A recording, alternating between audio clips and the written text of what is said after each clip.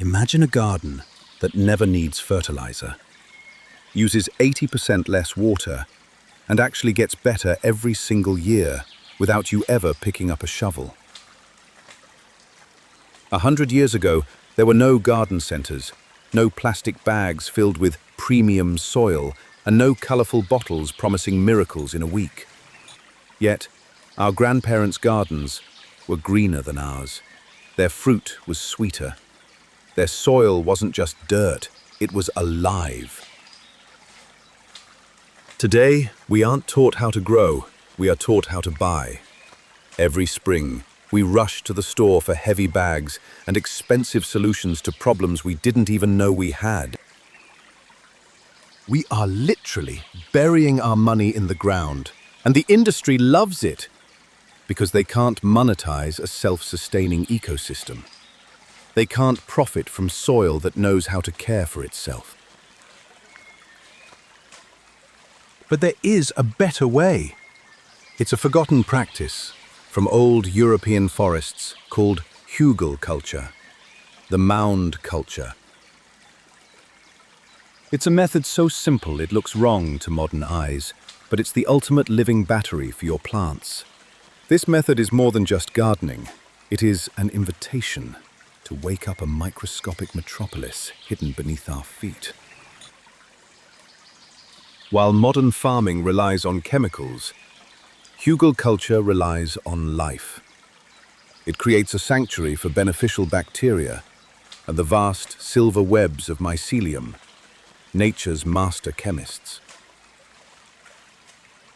They work in the dark, breaking down complex molecules into the raw fuel of life. They extract nitrogen, potassium, iron, and calcium from the earth, transforming the soil into a living, breathing engine of fertility. But to build this engine, we must follow the blueprints of the forest. Well, enough with theory. It's time for the soil. Let's build this legacy, layer by layer. And we start by going deep. Forget the raised beds you see in garden stores or pictures in Pinterest. For a true Hugelkultur, we dig a trench, about 50 centimeters into the earth. This is our anchor that ensures our foundation stays in direct contact with the earth's natural moisture. Now the layers. 1. The foundation. At the very bottom we place old, rotting logs. They act like a giant sponge, absorbing winter rain and holding it for months. As they decay, they release warmth and nutrients from below. 2. The air. On top of the logs, we add smaller branches to create air pockets. Real soil needs oxygen. Life cannot thrive when it's suffocated. 3. The spark. Then comes the green waste. Kitchen scraps, fresh grass or weeds. This is the fuel that wakes the microbial system up. 4. The seal. Finally, we cover everything with compost and a layer of soil. But here is a critical lesson from the forest. Not all wood is the same. Some trees, like black walnut or cedar, release natural chemicals that can kill your vegetables. To succeed, you must use friendly wood, like oak, maple, birch, or fruit trees. However, the biggest mistake isn't just the wood you choose, it's where you put it. Many gardeners try to skip the hard work and build this system inside a standard raised bed. This is a recipe for total failure. Without being buried deep in the earth, the wood cannot stay moist. It stays dry, turning into a barrier that chokes your roots instead of feeding them. As the logs slowly shrink, your soil will collapse, leaving your plants stranded in a hollow, air-filled box. You see, Microscopic life cannot exist on dry wood. Without constant moisture from the surrounding earth, that metropolis we talked about, it never wakes up. There is no bacteria, no mycelium, no biological engine. Instead of a living ecosystem, you are left with a hollow box of dead wood.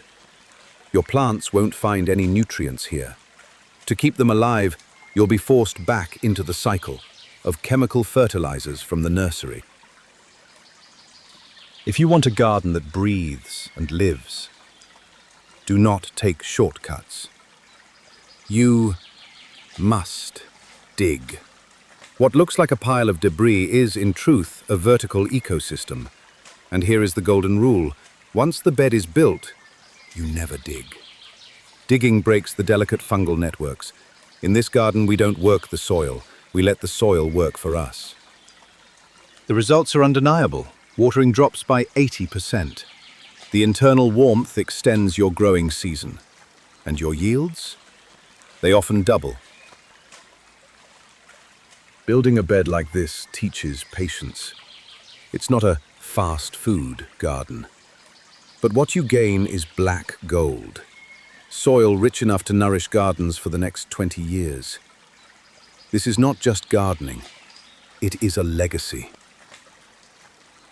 You don't need a farm to start. Start with one log, one mound, one decision to stop buying and start building. I want to hear from you. Tell me in the comments, what is the one thing your grandparents grew that you miss the most? Let's bring those flavors back to life. If you're ready to take the next step, make sure to subscribe. In our next video, we're moving from the garden to the kitchen. I'll show you the chemistry of homemade fertilizers, not the generic tips you see repeated everywhere, but the actual science of nutrient bioavailability. I'll show you why it works, and why most of the advice you find online is actually starving your soil. Breathe easy. Work with the earth. I'll see you in the next season.